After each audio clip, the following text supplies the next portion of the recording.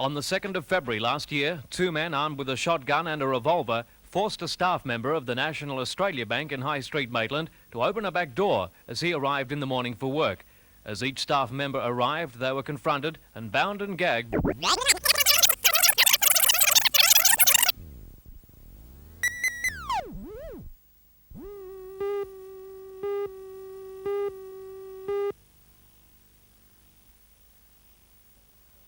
On the 2nd of February last year, two men armed with a shotgun and a revolver forced a staff member of the National Australia Bank in High Street, Maitland, to open a back door as he arrived in the morning for work. As each staff member arrived, they were confronted and bound and gagged by the robbers. The thieves disappeared without a trace with a large sum of money. Yesterday morning, two armed men, one with a shotgun, the other with a small revolver, forced staff members to the floor as they arrived at the National Australia Bank in Mayfield. In that raid, the men got away with $50,000. The staff were bound and gagged. The similarity in the attacks has led police to believe both robberies were carried out by the same well-organised gang.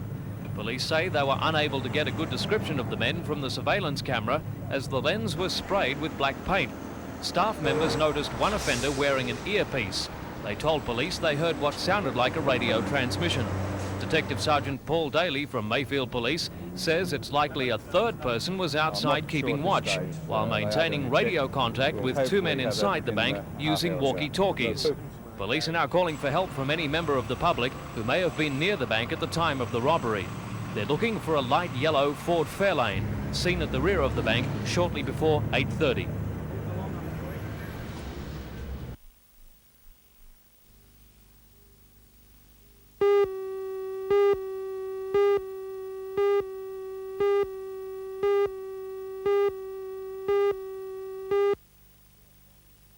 The girl's body was found yesterday morning at this secluded spot on Cockle Creek.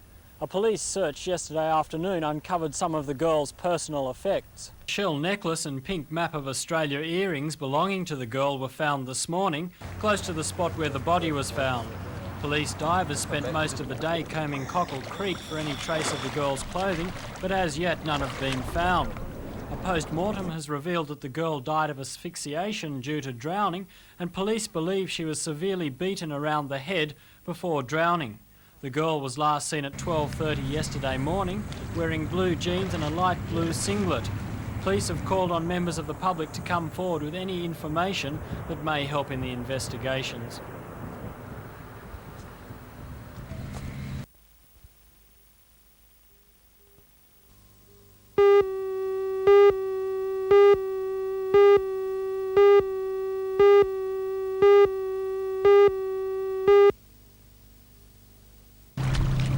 Search continued until midday today with police divers and some 30 men scanning the area around Cockle Creek where the body was found.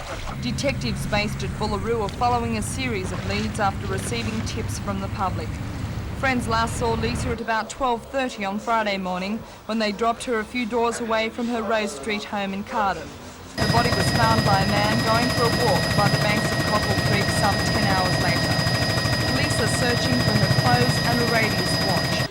Lisa was wearing a blue singlet top, blue jeans, a shell necklace and bright pink map of Australia earrings. Police have determined that the girl was drowned, but they are still treating it as murder.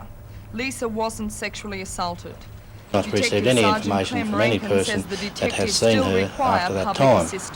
We are anxious to hear from any members of the public who live in that Rose Street area or that part of Cardiff who may have seen a young girl of Lisa's description walking in the area or anything that may assist us in the inquiries.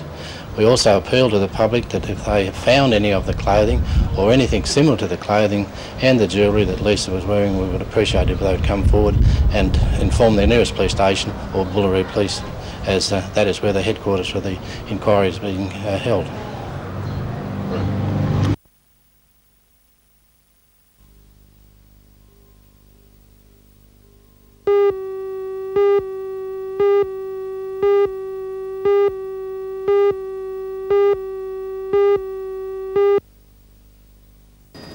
As in previous disputes involving prison officers, police are providing most of the manpower necessary to keep the jails running.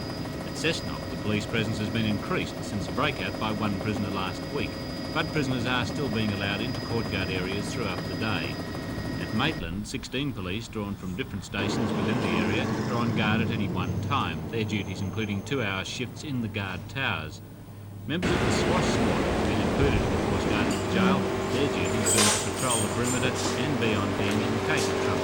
The rescue squad has set up a mobile team to provide police with meals, while the prisoners themselves are running the jail kitchen.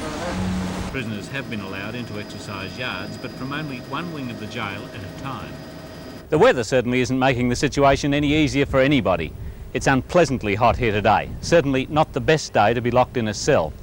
But although the prisoners have spent less time out in the open air than normal, police say their behaviour throughout the strike has been exemplary. They say they've presented them with absolutely no problems.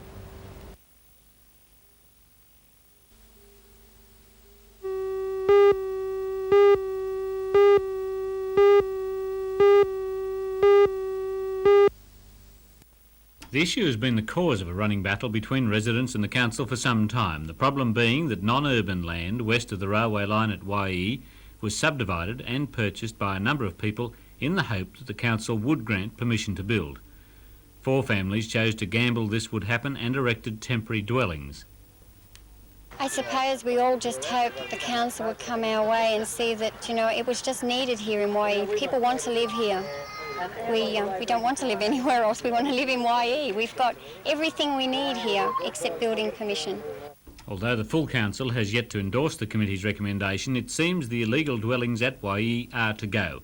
The residents will be issued with orders to leave and the land zoned open space by council.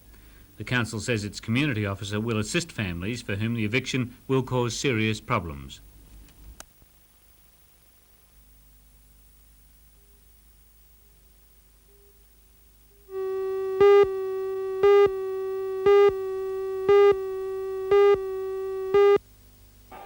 Craig Peavy, that's him in the black trunks, is now 19. He began boxing when he was only 14. Since then, he's had 66 amateur bouts, winning 50 of them.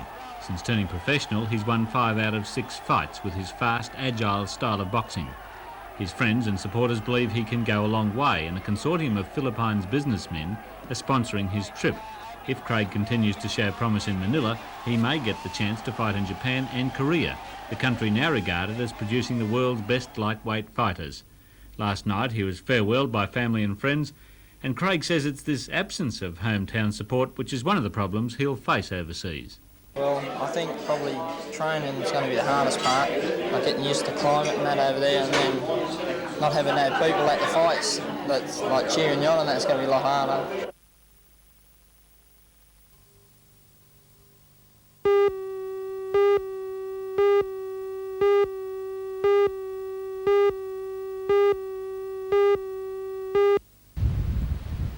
Typical of the projects to benefit from the latest round of federal government grants is a 39-bed hostel being built at the former Monte Pio convent site at Campbell's Hill near Maitland. This project, being undertaken by Southern Cross Homes, will receive $680,000. Another project to get the go-ahead is a 43-bed hostel planned by the St Vincent de Paul Society. The government grant of $731,000 means tenders will be let almost immediately for this $1 million project, a welcome boost to the building industry. The emphasis on hostel accommodation is the result of what has emerged as a real need in this area. It is greatly needed in this area.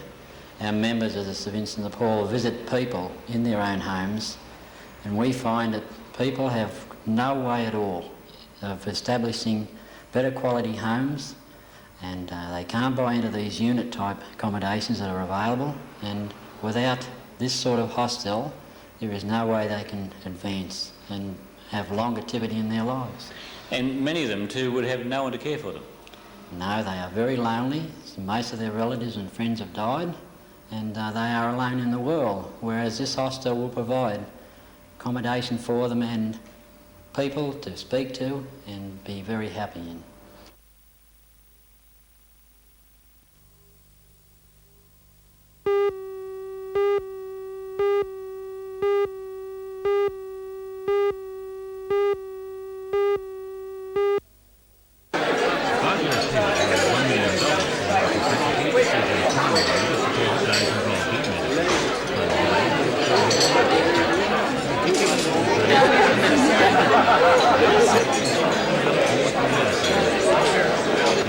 appreciate that. The new Mr. John Hamilton. As some of you know, in papers, I must say, it's been a great strength and comfort to have Jeffrey's unstinted cooperation. I thoroughly support the community involvement and the training of students to see things from the point of view of a community, from the point of view of the entire population.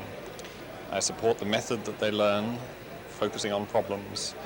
We'll be seeking to get a proper balance between societal concerns and scientific concerns. Any proper medicine's got to be properly based on solid scientific foundation.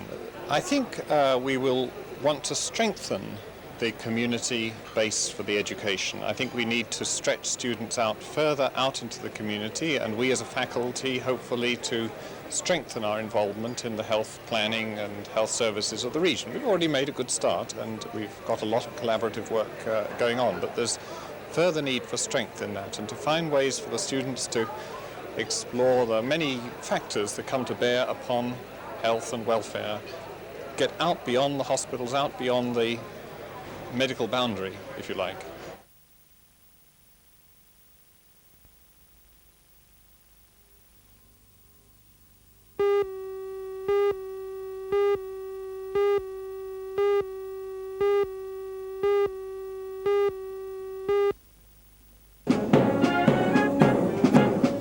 After some 35 years in defence services, Air Commodore Bill Monaghan viewed his troops for the last time today. The Air Commodore has had a distinguished career as a fighter pilot, having served at Butterworth in Malaysia, and he was in command in Darwin during Cyclone Tracy in 1975. The 900 Air Force personnel put on an excellent display for their departing chief, with 7 squadrons on parade, one of which on detachment from Darwin. As a memento of his years of service, Air Commodore Monaghan was presented with a plaque by the new officer commanding, Air Commodore Richard Bommel, complete with the insignia badges of all the squadrons under his command at Williamtown. But perhaps the gesture the Air Commodore most will remember will be the lap of honour past his men and women standing in his much-loved flag.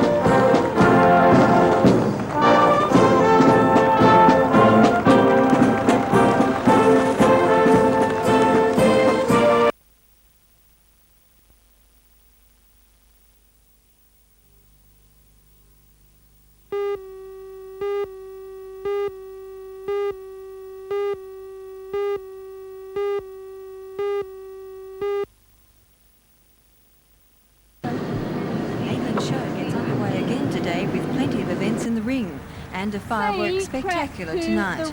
There'll be a number of other attractions, as show President Ron Dalton explains. Today we're going to have the great big rodeo in the nighttime program with thrills and spills, world champion buck jump rider coming out. We'll have the police musical ride and the police band up from Sydney to perform, and I think it'll be a really good, exciting night. Sideshow Alley appears to have taken over the maple show, which started out 124 years ago as an agricultural show. Officials claim this is the longest running show in the nation, and this year should be a success if the weather holds.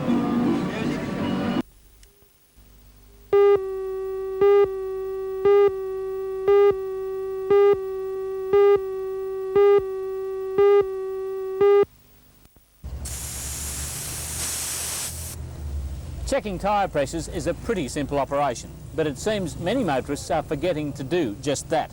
Perhaps it's the self-serve service station where the tyre pressure gauge is away from the fuel pump.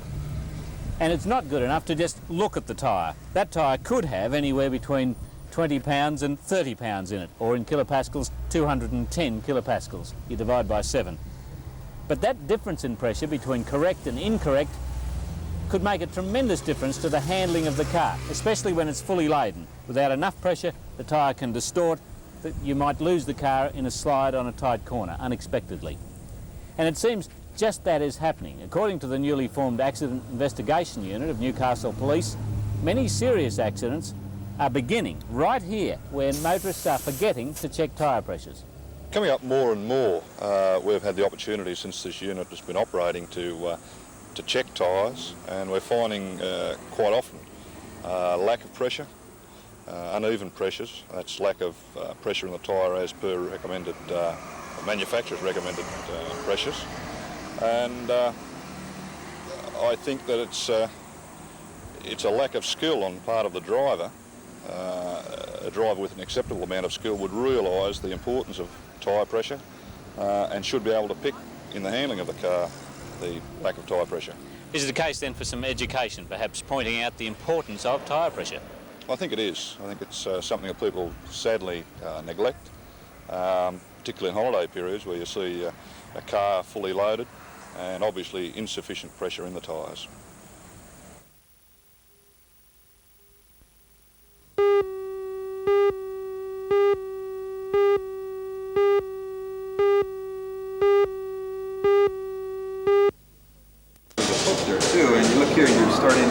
Again, and you're starting to dip down as well. Remember, 33-year-old Steve Shepherd has retired from professional kickboxing, but in his 11-year career he's won no fewer than 5 world titles in 4 different weight classes.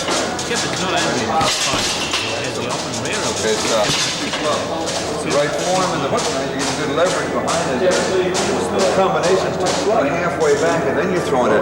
The hands move together in the combination. So as the right hand's coming back, the left is moving out. You know, has a big future in Australia, and he says local fighters have a lot of talent. That's right. Now you got potential. I've been traveling around a bit, and I've only been here 3 weeks now, but I've seen several fighters who I think have an awful lot of potential.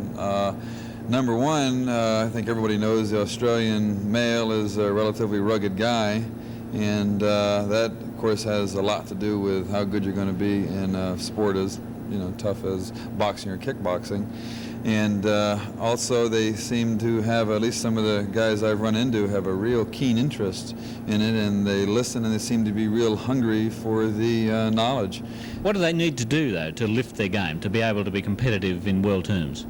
Well, they need to establish their basics, where they learn how to do things properly, your proper stance and footwork and defense and punching and kicking, and they need to have a complete understanding of the basics first. Is there a bit of a tendency for people to think they've mastered the basics and race ahead? Oh yeah, everybody thinks that. Until they get their head knocked off once or twice, then they realize that they got a bit to learn.